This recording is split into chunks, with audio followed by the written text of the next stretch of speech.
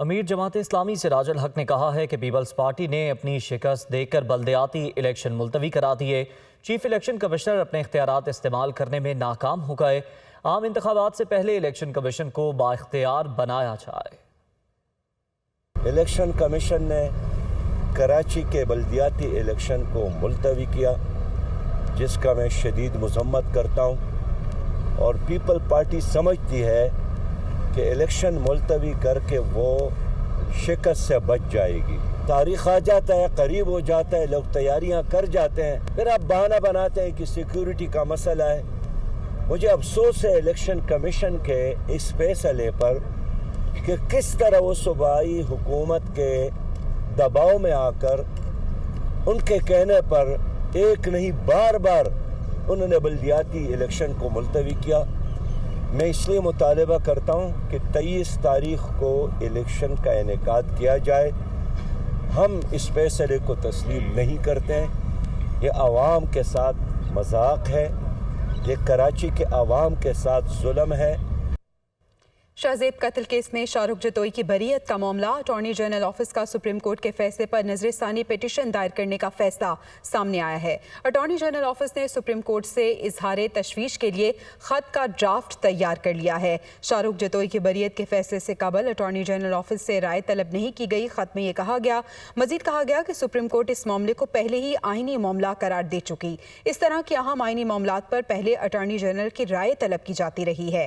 جبران ناصر case میں attorney general office پہلے ہی قرار دے چکا ہے کہ معاملہ دہشت گردی کا ہے۔ اٹارنی جنرل نے سندھ ہائی کورٹ کا بریت کا فیصلہ سپریم کورٹ کے حکم کی خلاف ورزی قرار دیا تھا۔ خط کے متن میں یہ بھی بتایا گیا کہ بریت فیصلے میں سپریم کورٹ دہشت گردی جرائم پر عدالتی فیصلوں سے ہٹ کر نتیجے پہ پہنچی ہے۔ سمجھوتے، فساد فلرز اور دیگر معاملات میں اس کیس پر نظر ثانی بنتی ہے۔ تو شاہزیب قتل کیس میں شاہ رخ جتوئی کی بریت کا یہ معاملہ ہے۔ اٹارنی جنرل آفس نے سپریم کورٹ کے فیصلے پر نظر ثانی پیٹیشن دائر کرنے کا فیصلہ کر لیا ہے۔ مولانا فضل الرحمان نے پی ڈی ایم کا سربراہی اجلاس 21 اکتوبر کو طلب کر لیا۔ اجلاس مسلم لیگ نون کے سیکریٹریٹ چک شہزاد میں ہوگا۔ پی ڈی ایم میں شامل جماعتوں کے سربراہان کو بھی طلب کیا گیا ہے۔ اس اجلاس میں مہنگائی سمیت دیگر امور زیر بحث آئیں گے۔ تو آپ کو بتا رہے ہیں کہ مولانا فضل الرحمان نے پی ڈی ایم کا سربراہی اجلاس 21 اکتوبر کو طلب کر لیا ہے۔ یہ اجلاس مسلم لیگ نون کے سیکریٹریٹ چک شہزاد میں ہوگا۔ پی ڈی ایم میں شامل جماعتوں کے سربراہان کو بھی طلب کیا گیا ہے، جبکہ اس اجلاس میں مہنگائی سمیت دیگر امور پر تبادلہ خیال کیا جائے گا۔ مسلم لیگ نون کے سیکریٹریٹ چک شہزاد میں یہ اجلاس ہونے جا رہا ہے۔ مولانا فضل الرحمان اس کی صدارت کر رہے ہیں اور 21 اکتوبر کو یہ اجلاس طلب کیا گیا ہے۔ آپ کو بتائیں کہ پی ڈی ایم میں شامل جماعتوں کے سربراہان کو بھی اس اجلاس میں طلب کیا گیا ہے، جبکہ بتایا یہ جا رہا ہے کہ اجلاس میں مہنگائی سمیت دیگر اہم امور زیر بحث آئیں گے۔ وزیراعظم سے ایم کیو ایم کے وفد نے ملاقات کی اور وفاق سے ہونے والے معاہدے پر عمل درآمد نہ ہونے کا شکوہ کیا۔ شہباز شریف نے متحدہ کے مطالبات جلد پورے کرنے کی یقین دہانی کرا دی۔ وزیراعظم شہباز شریف سے گورنر سندھ کامران ٹیسوری، خالد مقبول صدیقی، فیصل سبزواری اور وسیم اختر نے ملاقات کی۔ وفد نے وفاق سے ہونے والے معاہدے پر عمل درآمد نہ ہونے پر شکوہ کرتے ہوئے کہا کہ عوامی مطالبے پر عمل درآمد نہ ہونے سے ایم کیو ایم کو ناقابل تلافی نقصان پہنچا ہے۔ ایم کیو ایم رہنماؤں کا کہنا تھا کہ اگر سندھ کے شہری علاقوں کے مسائل حل نہ کرا سکے تو حکومت میں شامل نہیں رہیں گے۔ وزیر اعظم نے پی پی قیادت سے بات کر کے مسائل کے حل کی یقین دہانی کرائی۔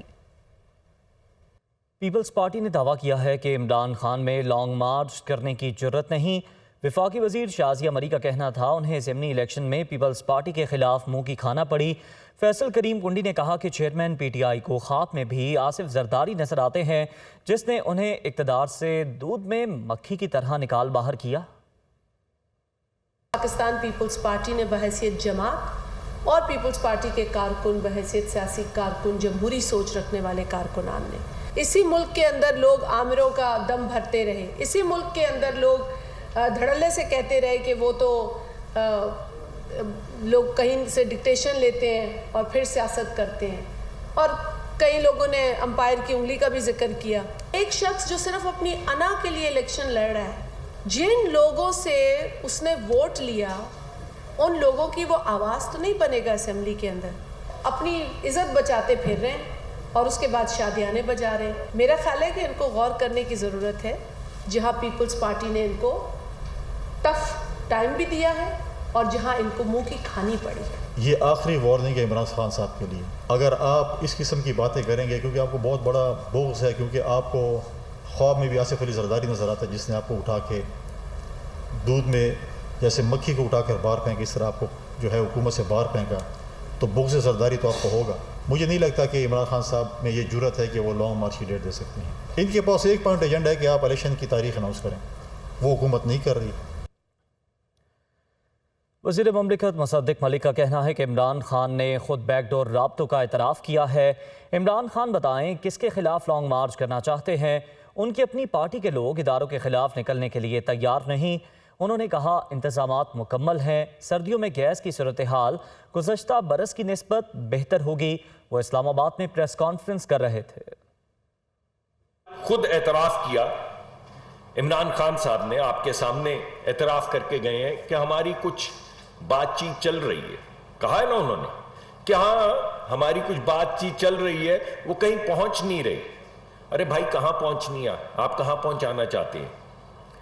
یہ جو آپ ڈرا رہے ہیں یہ پاکستان کے سیاسی اپریٹس کو نہیں آپ ڈرا رہے. کہہ رہے ہیں کہ ہم لے کر آ رہے ہیں یہاں پہ مارچ. یہ مارچ کس کے خلاف لے کر آ رہے ہیں؟ میں آپ کو یہ بتانا چاہتا ہوں کہ یہ مارچ ریاست کے خلاف آ رہی ہے، کسی سیاسی جماعت کے خلاف نہیں آ رہی. کوئی آپ کے ساتھ مارچ نہیں کرے گا. آپ کی اپنی پارٹی کے لوگ اداروں کے خلاف مارچ کرنے کو تیار نہیں ہیں. آپ کی اپنی پارٹی کے لوگ ریاست کے خلاف کسی مارچ کا حصہ بننے کے لیے تیار نہیں. پچھلے سال کی سردیوں کے مطابق اس مرتبہ گیس کی سہولت بہتر میسر ہوگی. وزیر اعلیٰ پنجاب چودھری پرویز الہی کا کہنا ہے ضمنی الیکشن کے نتائج نے ہمارے مخالفین کی چولیں ہلا کر رکھ دی ہیں. سیاست اپنی جگہ مگر عوام سے ان کی دشمنی بھی واضح ہو گئی. وفاق ہمیں گندم خریدنے کی بھی اجازت نہیں دے رہا. وہ لاہور میں تقریب سے مخاطب تھے. ابھی جو رزلٹ آیا ہے وہ سب کے سامنے ہے، اور اس رزلٹ نے وہ کہتے ہیں ان کی چولیں ہلا کے رکھ دی ہیں. تو ان کی چولیں ہل گئی ہیں. اب سیاست ایک جگہ کم از کم عام لوگوں سے جو دشمنی ہے نون لیگ کی اب وہ بھی واضح ہو گئی ہے. سب سے پہلے تو تمام صوبوں کو انہوں نے گندم دے دی ہے. ہم نے کہا بھائی ہمیں آپ کے پیسے نہیں چاہیے، ہمیں صرف اجازت دے دیں، ہم خود منگا لیں گے گندم. اس کی بھی اجازت نہیں دے رہے. لاہور ہائی کورٹ نے اسموک کی روک تھام کے لیے فصلوں کی باقیات جلانے والے کسانوں کو 2 لاکھ روپے جرمانہ کرنے کا حکم دے دیا. لاہور ہائی کورٹ کے جسٹس شاہد کریم نے متفرق درخواستوں پر سماعت کی.